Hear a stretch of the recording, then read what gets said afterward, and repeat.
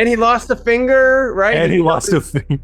Yeah. If you can roll me a higher than a 12 on medicine. Rabir did it, so he should roll medicine. Rabir. Monkey spit finger, I assume. Yeah, he did. Monkey spit and fire has to work, right? And I'm trying to burn it. Roll me a to medicine home. check. D20. This is some weird druid magic right here. This is some cursed. Oh shit! What do you get? Oh shit! Not much. 4. Before we get started, though, there's something I feel like as the DM you should probably know. Maybe only DM? No, I mean, know? it's all right. So Vom has actually leveled up, and he has level in Barbarian. Oh. Furthermore, I've created a custom subclass. Oh no! Conduit of Chaos. Only God can bestow this. You know, I'm going to have to kill you for that. No offense. Punish him. Punish. Or at least I'm going to chop off a limb, like a leg or something, or a toe. That's actually fair. Ladies and gentlemen, welcome back to NAT Happens. This is the final, the third episode of the wildest arc so far. The story of Vom, a guard gnome, Rand, a sneaky sorcerer, and River, the perpetually high satyr druid. If you've missed the previous 2 episodes, I highly recommend checking them out, but if you're not in the mood, here is a quick recap. I 100% cannot do a recap. That was the most crazy thing, session madness, so someone else. So, the Randos stumbled upon Vom's brother-in-law, Lindo Balrisian. Just ugly, just brutish looking dwarf, Neanderthalic features, thick stubby fingers that are like little stumps of disgust. Just imagine something bad. That'll give you a good idea of what he looks like. A lion in the dirt, barely alive. Rand read his mind, immediately despised him. Rand doesn't know him at all, but doesn't like him because he got into his head a little bit and he just feels dirty. Meanwhile, Vom was already on the edge of sanity thanks to some green stuff Riber offered him and less than a helpful small talk with Rand about Linda screwing with his family honor. Riber, unconcerned with literally any of that, spotted a pink monkey and immediately shifted his priorities. Rabir captured the monkey with a teleport spell that he got as a reward for answering the Schrummstein's riddle correctly. Somewhere in this chaos, a wounded bard named Face spent most of his energy reminding everyone of his dire condition and was promptly ignored until he passed out. By the end of the session, Riber had successfully captured the pink monkey, Rand was realizing he had pushed his friends way too far, and Vom was sprinting towards fate, running back toward Lindo to bring honor to your family name. Vom's hammer was about to bear down upon him. Add in a trip to an alternate universe, trivia night with some showrooms with the riddles. Yes, the Schrummstein Collective. And the strange green ball that was there one moment and gone the next. You have a typical day for the randos. If all that is not enough chaos for you, you are officially our kind of people. Drop a NAT 4 in the comments and we will work more insanity from a deck of Magic the Gathering cards into the next session just for you. So this is my rage bandana and I put it on whenever I go into my Conduit of Chaos rage. Love it. And my mighty hammer bears down upon Lindo's face. And you can just imagine like there's like an Avengers scene, like full CGI, like $200 million budget. The poison, like before, like in slow motion, you see the cheeks start to cave, but the poison goes in his nose and his mouth. His eyes turn a bright green. You see like his skull through his skin flashing green. And meanwhile, Rand is casting Detect Thoughts, and he is diving into Lindo's mind to dig out any secrets he has in his final moments. I feel like since Vom leveled up, Rand should get like a new ability that's called like Deep Thought. Okay. Like some kind of high level spell or special ability where he gets to do like once per day or once per, like a little bit limited, but you get to go deep. Yeah, sure. Yeah, you have Deep Thought, Rand. There you go. Can you guys see my screen? He hears a tragic and absurd tale of a dark-skinned dwarf who never quite fit in. Now his life passing away after Vom's blow to his head. Oh, it's even pink, by the way. Did you see that? I love it. It's that's perfect. How'd you know? crazy. All right, That's it's fine. canon that his hammer's pink as well. Yes, it's definitely canon. Okay, I'll Now his life passing away after Vom's blow to his head. Lindo's final thoughts. My vision blurs, the world glowing like a neon sign. Blues and pinks, just like the masquerade ball I never made it to. Oh gods, I'm dying, ain't I? All for a big marble I didn't even want. Eye of the crescent moon, curse ya. Puntako, you bastard. I'll be damned if I let me last thoughts be of ye. I was born on the surface, a dark-skinned dwarf in a world of sun-kissed fools who mocked me for my height and colour of my skin. I swore I'd show 'em all. Live a life so big, so loud, they'd choke on their laughter. I had no friends, just scars and dreams. Then I met Quizia, my wife, my boring, stable, predictable Quizia. Gods, her face, like a baboon. I tried to love her, but I'm a Duergar with a taste for the wild side. Quizia wanted to knit socks and bake bread. I wanted to dance in the firelight, to drink, to fuck, to feel alive. So, I strayed. First with Bargfila, the hottie of the three sisters. She'd strut in those skimpy leathers, her milkshake bringing all the boys to the yard. We'd tumble in the hay, laughing at how Quizia never suspected a thing. But then Shanazia, the youngest sister, got wind. Always jealous, craving attention. She tried to seduce me too. Shame I never dipped me quill in her inkwell. But me biggest mistake? Ogressita. Puntako's Wister. 'Twas both his wife and sister. Yep, I knew she were trouble, but when she batted those monster eyes at me, I melted like a candle in a forge. On a night of passion with Puntako, Ogressita screamed my name by mistake. Oh, Punti. Well, the jig was up. He was crazy with jealousy. That's why his goons ambushed me yesterday. Beat me bloody, but not enough to kill. Puntako said, steal the eye of the crescent moon at the masquerade, or I tell all sisters what's going on, and chop off your little Puntakito too. 7 hells. I was stuck. I couldn't let a soul find out. I'm a mess, but I got some pride left, or at least I did. So here I am, dying because I couldn't keep me snake in me trousers. The eye was supposed to be me ticket out. Puntako would let me live, and I'd run far away. Maybe I'd even take Bargfiller with me for more sexy times, leave my old ball and chain Quizia to her knitting. But now I'm just a fool on the floor, blood spilling like ale. Think me time is up. Can't hold in this massive crap no more. Oi, if Quizia saw me now, she'd say, Lindo, you idiot, I can't believe I wasted the last 116 years of my life with ye. I lived loud. I loved hard, and, I messed up harder. I hope they got a good tavern in hell, and I pray to gods I never see no more sisters, and no Wisters neither. And Vom, I forgive you. You was only defending your sisters. His eyes grow dim as his life gradually slips away. So long, cruel world. Lindo's coming mother. I'm entering the spirit world now. You can finally see your little Lindy once more. P.S. To the annoying elf sorcerer who's reading me final thoughts, please feel free to raise me from the dead anytime you wish. Thanks, buddy. Much love. I'm not doing that. Don't worry, buddy. I am about to revenge your death to Puntako. Is that what you say out loud? Yeah. After hearing from Rand, if he Yeah. Rand would immediately tell you guys, except he's like using his illusion magic to minor illusion so that the crime scene looks a little less brutal, because he knows Vom's on the edge. So he's trying to like make things look more normal, like you just knocked him out or something. And then he's going to walk over to Vom and he's going to say, hey, Vom, go with Rabir for a minute. Let me see that hammer. Rabir is handling a monkey. But wits coming about him, he just, with a shaky hand, he silently hands Rand the hammer. I take the hammer and I tell Rabir, take him for a little walk. Show him your monkey. Okay, I'm also a little bit freaked out by the whole this thing. Vom. Monkey. You're still carrying it, aren't you? Yes. Have you always had that monkey? My monkey. No, you look how friendly it is. Oh, It's a little buddy. Do you Okay. think it will can Gold Whiskers understand the monkey?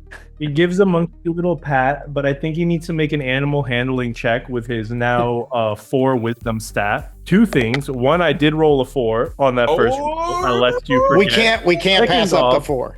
We can't just gloss over that video. No.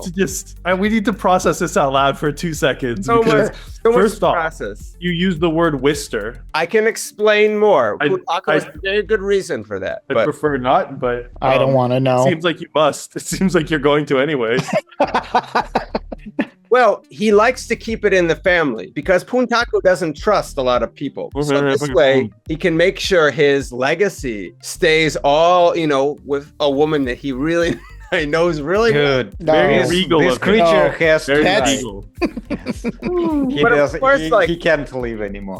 Like she got a little flirty with Lindo because she's only been with Puntako her whole life. That's all she knows. She needs to explore. She needs to get out and see the world. And Lindo is a man of the world, or a dwarf of the world, and he could show her that. And he did Listen, with his dwarven hammer. that was wild. I never realized Lindo would be such a fleshed out character. Rand is holding it down. If I can explain anything else from that video, that all makes sense to you guys. It made too much sense. All That right, video all right. was 3.5 minutes of TMI. Well, hey man, that was just his final life thoughts, his soul. He was speaking to you. Rand will never be the same again after seeing that. No, it's cool. I like that. I like the role Puntako's been playing in the background. I feel like he's an interesting. He has to die. From the first scene, you start hearing about it. You're like, okay, one day I'm gonna run into that guy. I know it. And you get the idea with how he kind of blackmailed Lindo. I'm like, okay, Lindo, Yeah. I'm gonna fuck you up, and I'm gonna tell everyone your secrets that you're cheating on everyone unless you steal this item for me. And one of us So has. by the way, guys, did anybody of you notice the little green orb falling out of his pocket? Because it just disappeared right in front of my eyes. Oh, is that what that was? Rand will walk over to Face because he saw him messing around over there. He's still unconscious and bleeding. He's going to put the hammer on Face's body in his hand. Rand says this shifty bard was up to something, and he starts rifling through his pockets. What does he find? So did you roll? Sorry, you rolled investigation? Yeah, you had me roll it off screen. Yes. Wait, are you trying to be sneaky about this, or you're being obvious? No, I don't care. I think they're not even paying attention because Vom's kind of just had a moment and Rabir is showing him the monkey. And then Rabir turns around and says, hey, what about that green ball that disappeared? So they may be looking or not looking, but I'm not paying attention to them. I'm framing Face and I'm rifling through his pockets. Okay, so I'm gonna read you kind of this ink bottle, pen, lamp, flask of oil, paper sheets, perfume vials, sealing wax, soap, disguise kit, set of fine clothes, little maybe fake coins and fake stamps and this kind of thing. There is an amulet of proof against detection and location. There is a potion of thunder resistance, some spell scrolls for friends, unseen servant, whatever that is, potion of healing, and then we'll say 15 gold, and then that'll be. I don't even need it because I'm taking 3 things. I'm not even taking the gold. Really? Because I don't want him to look like he's been robbed. I'm taking the amulet and I'm taking the green ball. I want the green ball. Rabir, I like it. this green ball, I think it is what Lindo was going to use to steal the real eye. He was going to use this as a decoy to steal the real eye. So we need to hold on to this. I need to swap it out during the masquerade ball. That's where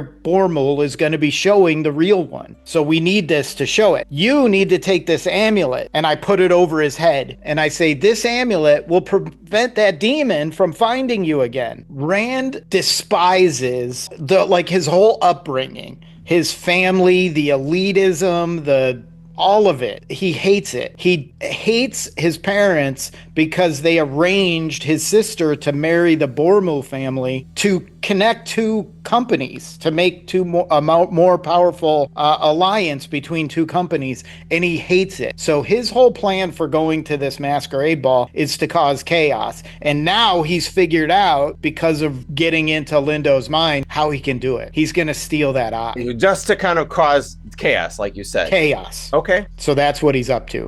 Okay, back to Rabir. You're rolling insight. Shit. 11. On what, by the way? What are you trying to... Are you trying to see if I'm lying to you about it? About the amulet, right? Because Rabir liked that little green orb. It is green and shiny, and the amulet you just hand it to me, and says that it will protect you from demon. Dude, I rolled 11. I might believe it. Okay. I'm definitely telling the truth. You want me to roll persuasion? Sure. Why not? Well, here, if this isn't the dice controlling the narrative, I rolled a 12. Okay. So you barely believe me. Oh, I gotta roll my 100. Okay, let me do that.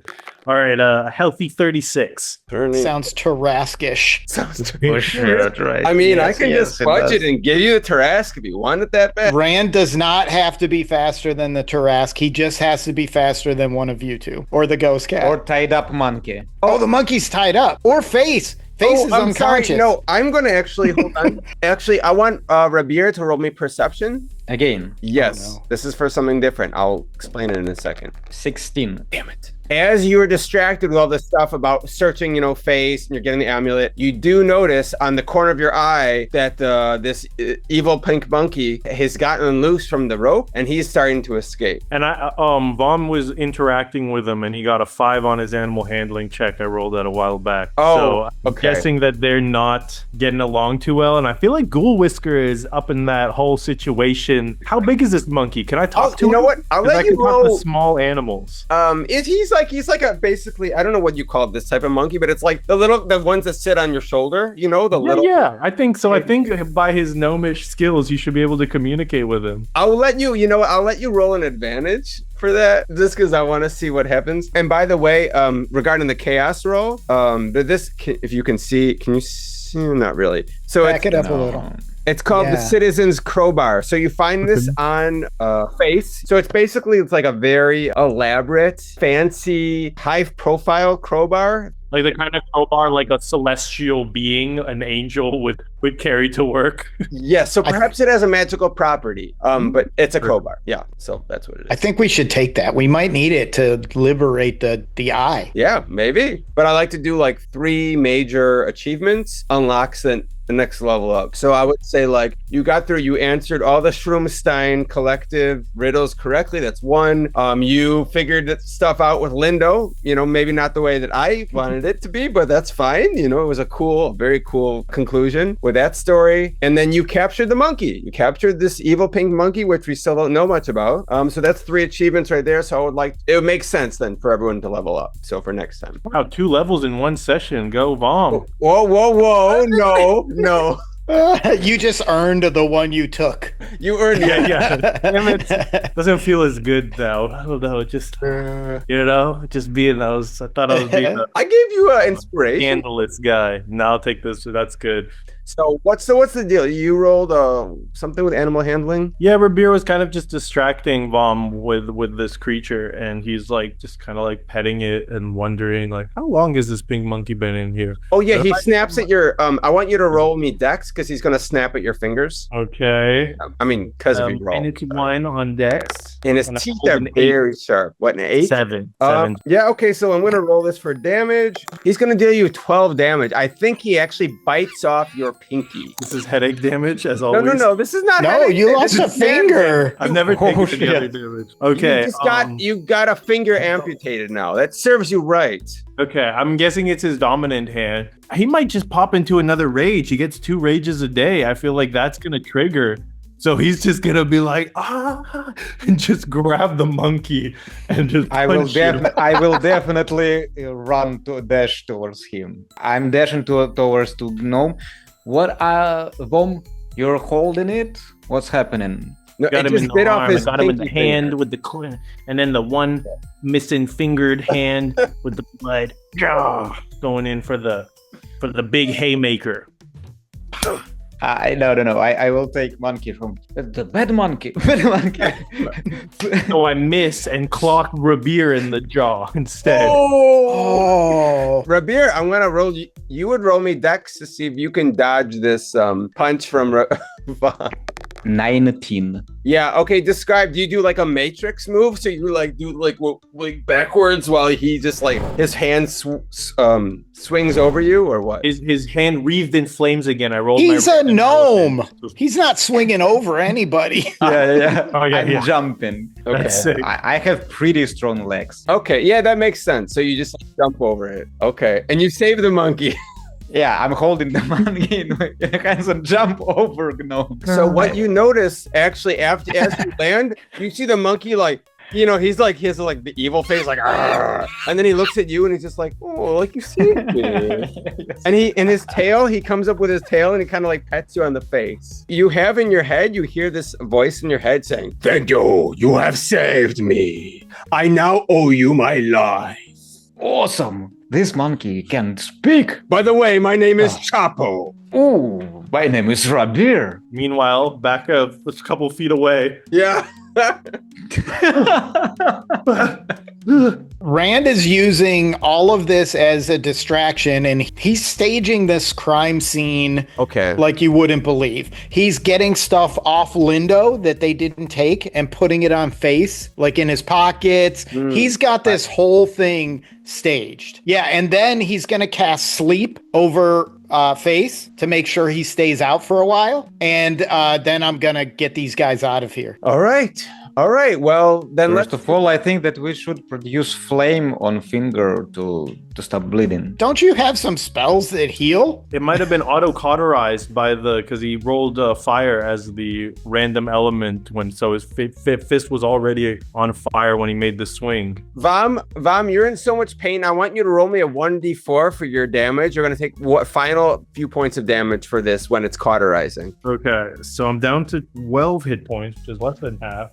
So I think I'm down to 9. You rolled a d4? Yeah, I got a 3. Okay. All right. I'm down to 9 total hit points, less than a third, and he's looking quite pale. Like when you look at someone and they're not quite there, kind of lost look in his eyes, and he's shaking, he's trembling, slightly pale, just... I'm going to calm emotions on him and throw my arm around him and say, let's go, buddy. We got to get you some help. Gotta get me some help. So, Vam, how do you feel? You just killed your brother-in-law. More than his brother-in-law, which he didn't care so much for that relationship. He's the father of his niece and nephew, and they're the innocents who are truly affected by this turn of events. See, not even his sisters, they're immature and probably better off without him, and I think he thinks, even though he loves them, feels that they are somewhat self-centered, and they'll find their way. They'll be fine, but the children have been deprived of their father, as slimy as he may have been. He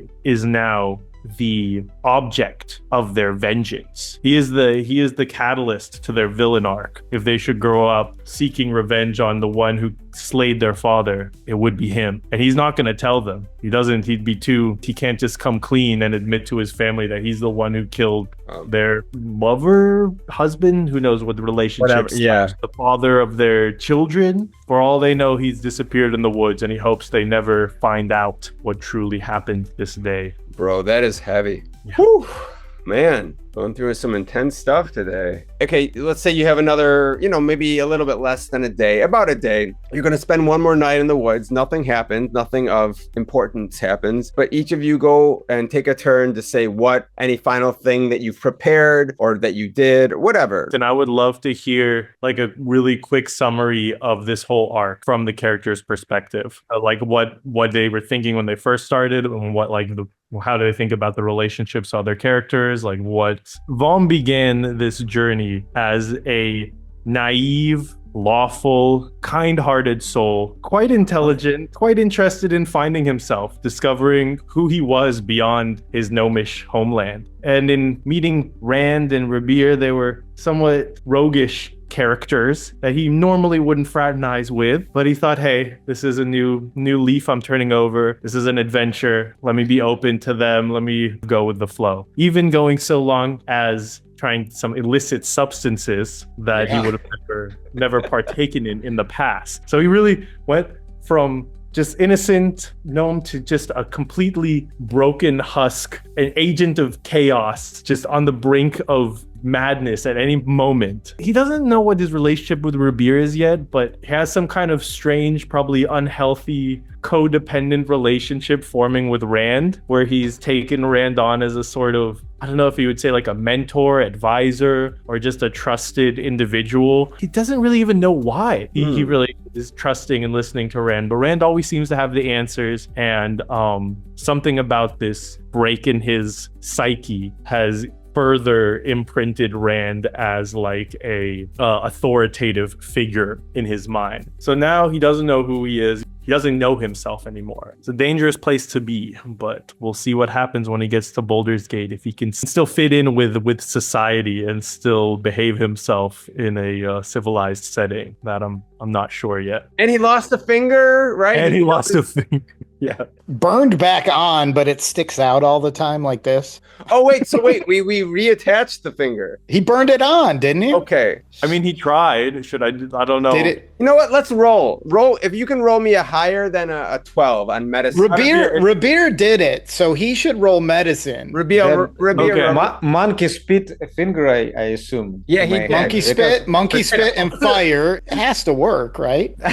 And I'm trying to burn Rabir, it. roll me back a to medicine home. check. D20. This is some weird druid magic right here. This is some cursed. Oh shit! What do you get? Oh shit! Not much. 4. Yeah, I'm sorry you weren't able to reattach. 11. That was it. It just 11? Yeah. 11. I mean, you can use your inspiration if you want. Do I have one? I'll give you one if you don't have one. I feel like it's like hanging off. Okay, give Worse me. than if it was. I'll give it off. to you. I'll give him. I have 2, Or so I'll give him just one. chop of mine. it off. It's cleaner, man. It's cleaner that way. I honestly wish Rabir wouldn't help, but I guess this is what he's doing. And Vom is in no position to argue with anyone right now. Oh shit! Now it is 7. Never argue with the DnD. It's not supposed to happen. Sorry, 9 This thing is not bud. for Vom anymore, bro. So as they're walking on their way to Baldur's Gate, he's like playing with it, and it just falls off at one point, and he just kind of looks at it, and he keeps walking. He doesn't break his stride, and he just kind of watches it disappear into the distance. And it's almost like symbolic that he's like left a piece of himself behind in the forest, physically, spiritually, mentally. He lost part of himself. That's actually true in a symbolic true. way. Yeah. So Robert also was kind of naive, and he moved out of the forest thinking that everybody else in the woods mostly are friendly. That's why his naivety, except for bears. This is where his naivety comes from. But after meeting the guys, he sees not so bad things, not so good things, excuse me. First, he sees that Rand messes with other people's minds, especially with his friends' minds. He considers it as a black magic. He sees that little gnome killed his brother-in-law for no reason, who was also injured. He almost killed a little cute monkey, trippy pink.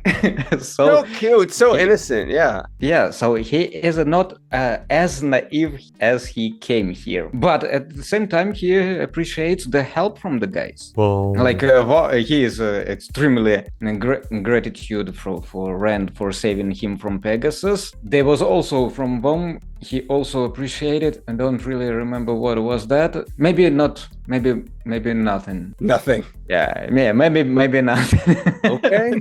Yeah, they didn't communicate to each other much. It's up to you. Yeah. He defended him in the tree. The tree. Was that it? The tree? Right. Yes. Yes. Exactly. Yeah. Right. Yes. You single-handedly stopped that tree. and please edit the photo of the horrible, the insane looking pink monkey when he's like a cute pink monkey. Oh yeah, and let's not forget Ghoul Whiskers. We keep forgetting him. I guess Wool whiskers. look, you know what? I feel like he phases in and out of reality a lot. So you'll have to let us know when he's phased in. But I guess for now, He he's is given transcendent. Bomb a moment of respite. Rand started this whole adventure with the idea that he was going to go to Baldur's Gate and mess up this masquerade somehow. He wasn't sure how, he had no plan, but he met these two guys at a tavern, and he's like, these are the two perfect people to distract everybody from whatever I'm going to get up to at this masquerade. So he invited them. And then throughout their adventure, though, he's developed a weird rapport with them. He doesn't really understand either of them. They grew up very differently than he does. They love this woods.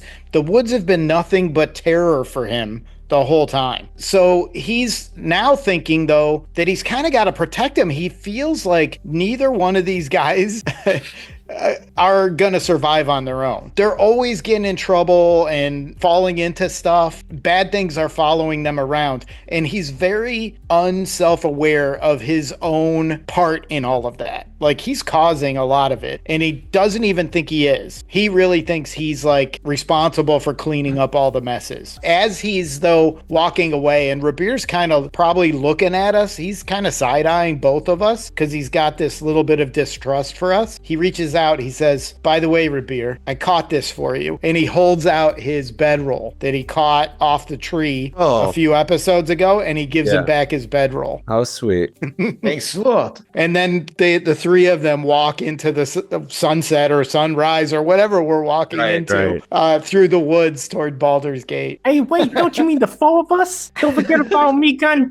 Go with this. So because listen, I've been through a journey, y'all. I met this crazy gnome at the beginning, and I was just trying to get a smoke, and I got this crazy smoke. So I took it, and then I was gonna sell it to Ponchaco, because Ponchaco, you get a good price for the good smoke. So I gave him some smoke, but he says it was just rocks, and he got mad. So he got stepped on me, and now I'm a little ghost cat. But that's cool, because I'll be phasing out. I'm going to dimensions. I'm all over the place. I become more powerful, you know? I got the power of the source, but you'll learn more about that later. Anyways, I'm down to get to Baldur's Gate. I heard there's a party happening. I'm about to turn it up. Thanks, y'all. Thanks for listening, y'all. Ghoul Whiskers out. Phase.